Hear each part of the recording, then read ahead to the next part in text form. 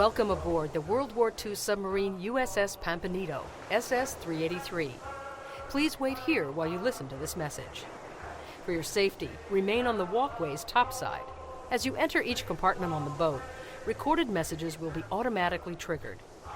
Throughout this audio tour, you'll be hearing the voices of the officers and crew who served on Pampanito and other U.S. submarines during World War II. We interrupt this program to bring you a special news bulletin. The Japanese have attacked Pearl Harbor, Hawaii by air. President Roosevelt has just announced.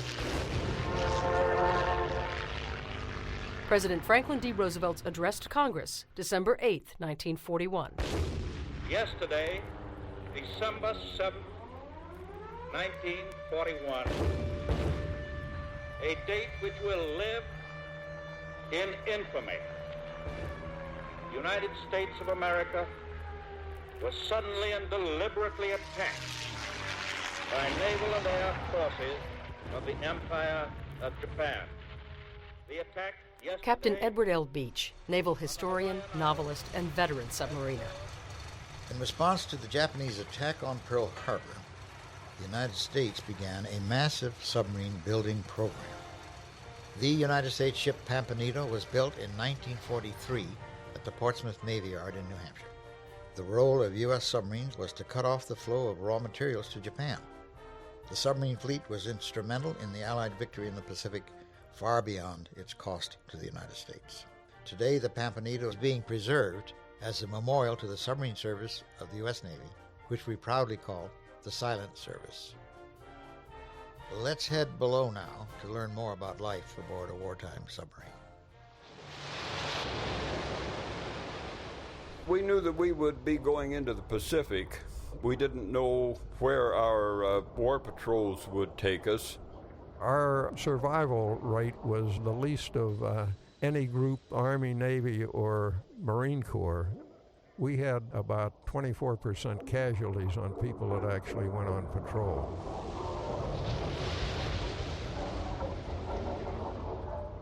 This entrance was originally a torpedo loading hatch. It's been modified to provide easier access for our visitors.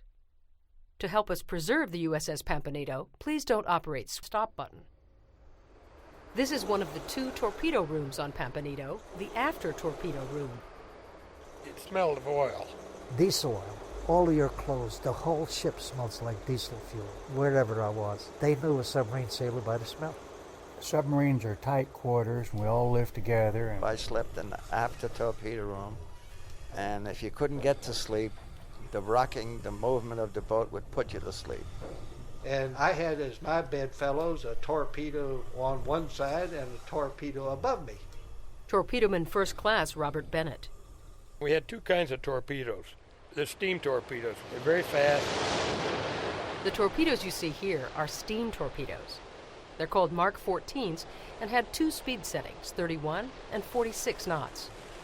The others were what they call Mark 18s. They were electric. The advantage to those was there wasn't any bubbles from the wake when they were running, and they were quiet, but they were slow. The Mark 18's top speed was 29 knots.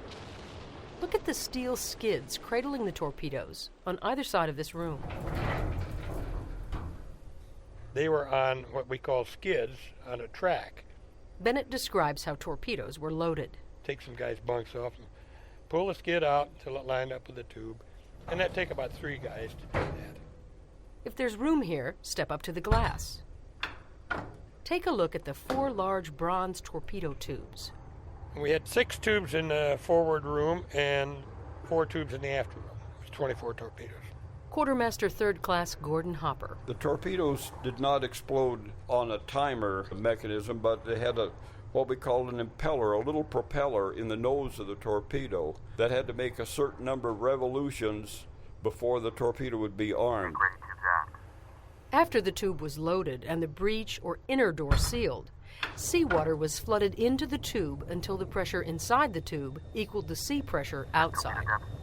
You could vary the depth that they would run and also the angle they would assume after they came out of the tube. Compressed air was used to actually push the torpedo out of the tube, but the torpedo's own drive mechanism then took over to propel it on its way. When it left the tube, there was a big shot of air behind it, and there was a big thunk, you know. You could feel it all over the submarine. You knew that they fired. Now turn around. We'll work our way from here, the stern, forward to the bow, or front of the boat. Look to your left. This side of the boat is known as the port side. The right side is called the starboard side. Walk to your right around the stairway. Just before you leave this compartment, look to your left. You'll see one of the 4 heads, or toilets, for the crew of up to 85 men. Sometimes you have to wait. That's all there is to it. Step forward into the maneuvering room. Crowded here or anywhere else on the tour, feel free to pause your player by pressing the green button. When you're ready to continue, press the green button again. You're looking at the propulsion control stand. In the maneuvering room. That's where they control the engine speed and the load on the engine. Is where speed changes and direction changes of the propellers take place. These levers were used to switch the electricity from the submarine's generators to charge the batteries, or to power the main propulsion motors. The submarine's electric motors drove the twin propellers. Electrician's mate O.D. Hawkins. You have 2 men that are on the main control cubicle, a port operator and a starboard operator. The signal comes from the bridge on speeds like 1/3 forward, 1/3 reverse, charge the batteries. Control, all ahead 1/3. All ahead 1/3, aye. So we had control of the speed of the engines, how the electricity was taken from the generators either to the batteries or to the main motors. The submarine was always operated by electrical power. The diesel engine generators powered the motors when the sub was on the surface. It ran on storage battery power when it was submerged. Being a battery-powered submarine, diesel battery, we had to surface every night and charge batteries. The fastest the boat could go submerged was about 9 knots, but this would drain the batteries in less than an hour. At slower speeds, she could go farther. Before we move on, look to your left. Behind the narrow door is the tiny office for the electrical officer. Let's move ahead into the after engine room.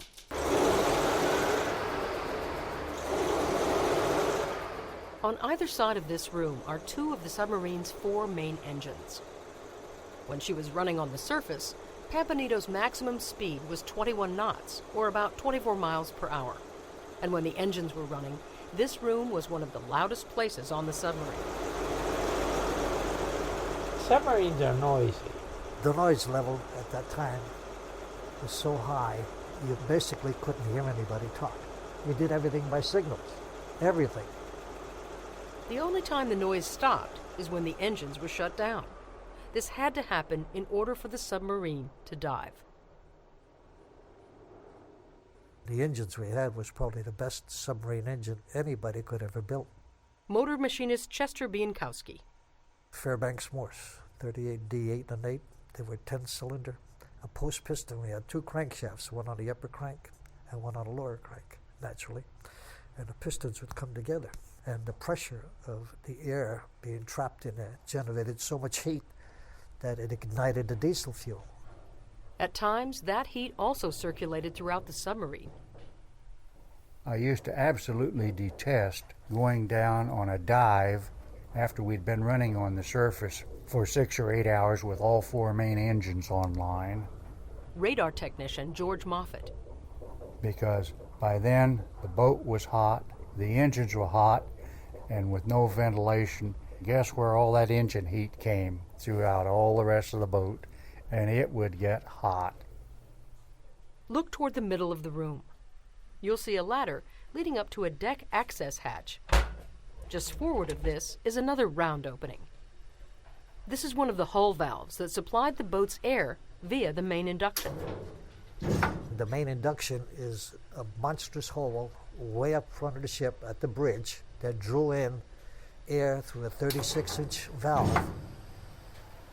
Let's move on. You can see part of the upper crankshaft at the forward end of the starboard engine, through the glass cover. Just before you exit this compartment, Look to your right at the space behind the starboard engine. There's a narrow walkway there. Ship's cook, Joe Eichner. And we stowed food, canned food, outboard of the engines in the engine room. Step through the doorway into the forward engine room. This is the forward engine room. It housed the other two main diesel engines. Chester Bienkowski.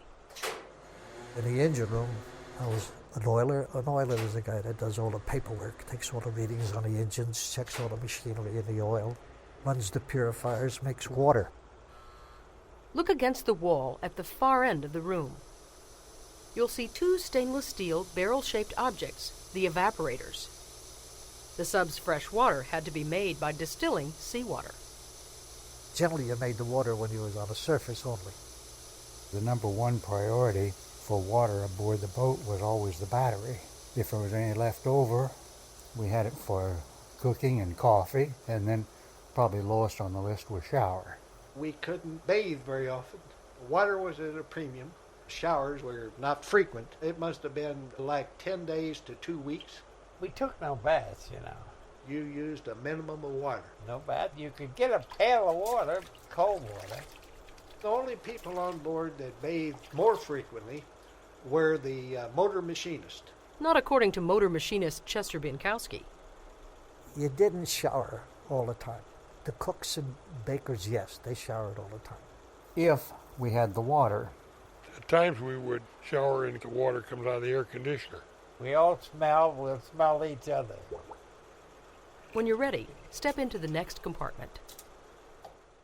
To your left at the crew's washroom and shower. When we first would depart from port, we would have food stashed all over, and it wasn't unusual to have some in the showers. Let's move on. Directly below this deck was one of the ship's two main storage batteries.